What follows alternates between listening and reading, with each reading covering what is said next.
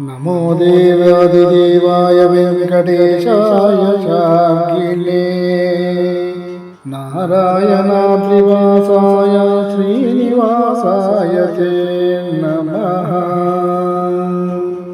नमः कल्मषनाशाय वासुदेवाय विष्णवे शेषाचलनिवासाय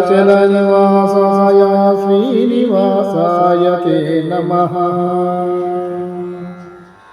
नमस्त्रैलोक्यनाथाय विश्वरूपाय साक्षिणे शिवब्रह्मादिवन्द्याय श्रीनिवासाय ते नमः।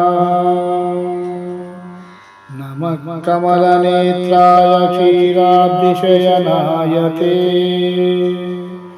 दुष्टराक्षससंहाते श्रीनिवासाय ते नमः।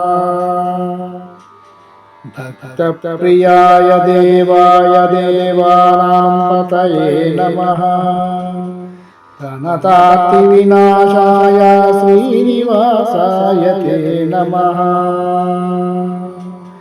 योगीनां पतये नित्यं वेदवेद्याय विष्णवे भक्तानां पापसंहर्ते श्रीनिवासाय ते नमः।